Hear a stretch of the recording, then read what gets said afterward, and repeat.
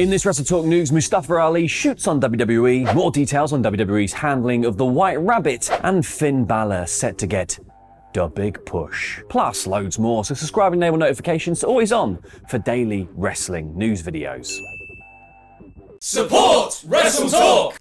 Now, since the change in management, WWE has been a land of opportunity for everyone. Well, for flippy indie guys and people that Triple H liked in NXT. I'm joking, of course, but WWE more recently has had much more for all of its talent to do and seemingly is content to now build up guys like Johnny Gargano, Tommaso Ciampa, and people like Chad Gable again under Triple H's leadership. However, not everyone is yet to have their moment in the spotlight just yet, which must be frustrating, and sometimes those frustrations come out on Twitter, that horrible void that we all shout into. Now, in response to a fan asking why WWE won't go all in on him, Mustafa Ali tweeted with his thoughts saying, "I know why, and I'll knock that down too." Now, Ali has been a little bit tougher on his Twitter of late and even says in his bio that he will call out hoe behaviour. In this case, WWE booking be the hoe. Next, on to the major mystery that is gripping the wrestling world at the minute. What in tarnation is this White Rabbit malarkey all about? Well, as you likely know, Fightful Select have been reporting that the reveal internally at WWE is believed to be for Bray Wyatt, but a new update has revealed WWE's overall role in this slow burn reveal. Fightful said that they were told that not everyone at the company was sold on the QR code teasers, but people backstage are now calling them a major success, which has created even more than the intended buzz for the segment. Fightful also said that WWE creative has largely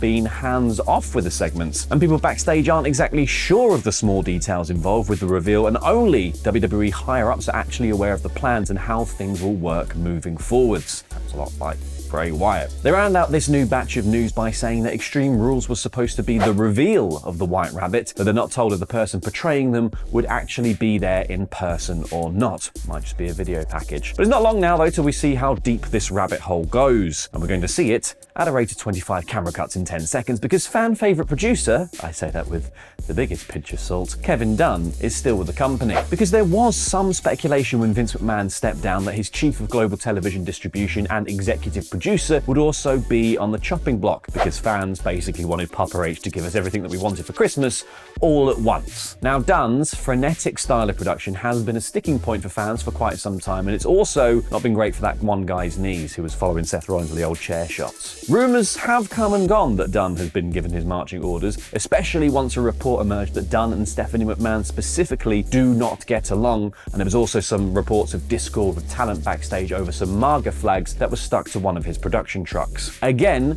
with the rumours are swirling, PW Insider did some digging, and their new report says that Dunn's status in the company is 100% unchanged. Expect 1 million cuts everywhere.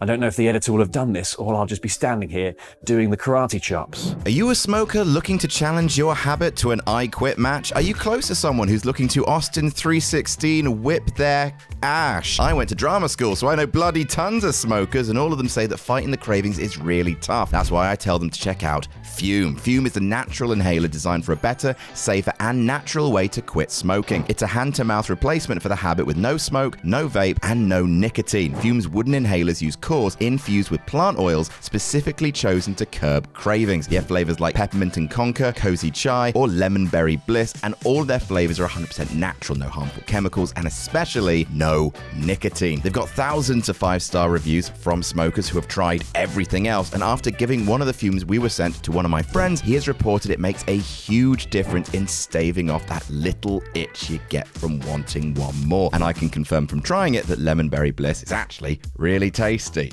It's just nice. Whether you're a smoker or ex-smoker who still struggles with cravings, Fume is for you. Head to breathefume.com/WrestleTalk and use promo code WrestleTalk to save 10% off your entire order. That's 10% off your entire order when you head to breathefum.com/WrestleTalk and use code WrestleTalk.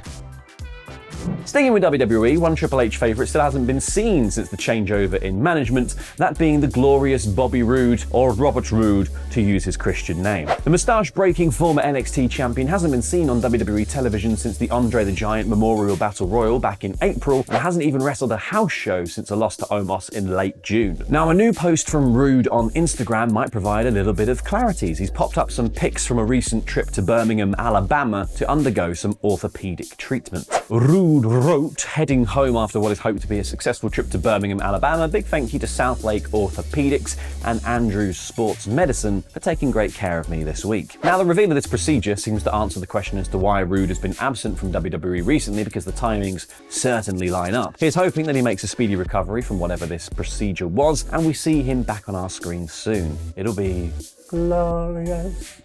One other NXT regular who's been gathering a bit of dust at the back of the closet for many years was Aliyah, who has had a sudden career surge in recent weeks. Because alongside Raquel Rodriguez, she won the WWE Women's Tag Team Championships after coming out on top of a tournament, before sadly losing them like 2 weeks later to Io Sky and Dakota Kai. And Aliyah's not been seen on WWE TV really since then. And again, the answer may be some form of injury. Because Aliyah took to Twitter, posting a picture of some lovely purple bruising on her shoulder with the caption, "Never give up." Now, whether this is a full-blown injury or something more minor she is resting remains to be seen, but unfortunately, her tag team with Raquel has seemingly ended in the meantime, as Shotzi has replaced her as Rodriguez's partner in recent weeks. Sorry, Aliyah.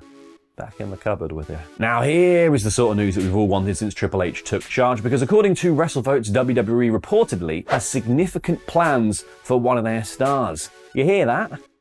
Plans. Chance to be a fine thing. Not only are WWE actually thinking things through though, but they're thinking things through with regards to Finn Balor. Because according to WrestleVotes, the former NXT champion and first ever Universal Champion is a strong favourite of the new leadership group and is indeed in line for the big push. The big push. And there's also this expectation that the leader of the Judgment Day is going to play a big role in the foreseeable future of WWE. Now, the report didn't have anything exact to say about the plans for Balor, but the star is on something of a winning streak on Raw and currently has his sights set on recruiting AJ Styles to the Judgment Day using what can only be described as tough love. But hey, I guess it worked on Dominic and he bloody loves it now. He's gone black clothes, everything. Torture Garden on the weekend. Balor is also set to face Edge in an I Quit match at Extreme Rules, the outcome of which will be very interesting in the light of this little bit of news.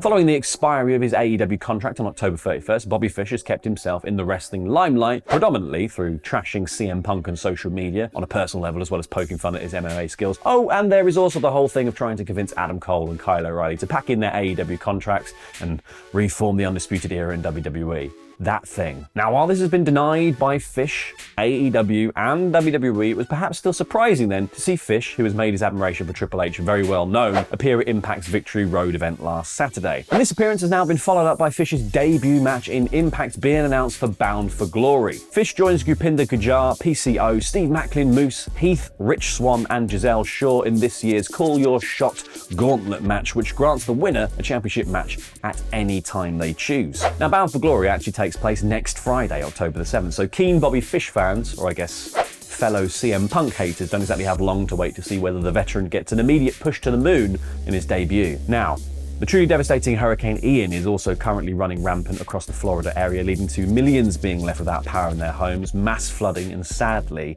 numerous deaths. Now, this tragedy has unsurprisingly also already had an effect on the wrestling world, in particular AEW, who, due to the hurricane, were forced to make numerous changes to Wednesday's Dynamite card. As reported by Will Washington on Fightful Select, both Swerve Strickland and Samoa Joe were planned to appear, but were forced to miss the show due to being located in the Florida area. And while it's unclear what Joe was scheduled to do on the show, Strickland was scheduled to participate in a backstage segment with the Acclaimed. However, due to Swerve's absence, tag partner Keith Lee ran solo instead. Everyone here at WrestleTalk would like to extend our thoughts and best wishes to everyone being affected by Hurricane Ian at this time. And Hurricane Ian's devastation also had a telling impact on this week's Dynamite viewership, with AEW unable to continue their streak of over 1 million viewers, dropping below that mark for the first time since August 17th Dynamite. The key demo of 18 to 49 also unsurprisingly saw a drop of 3% to draw a 0.34 rating and 440,000 viewers in that bracket. This saw them take the 9th spot in cable rankings for the demo and a position of 20th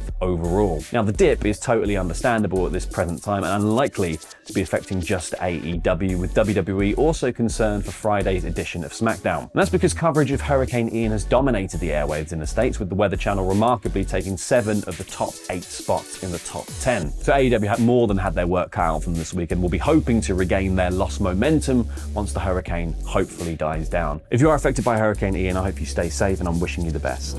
Now it's time for my review of ROH Dynamite. In about 5 minutes, Excalibur declared this a new era of AEW, and by that, it appears he meant it's now Ring of Honor, which is probably for the best after Punk and the Elite ruined a bunch of your first company titles. The JAS opened the show with a typically sports entertaining, cheap heat generating ROH title win celebration for Chris Jericho.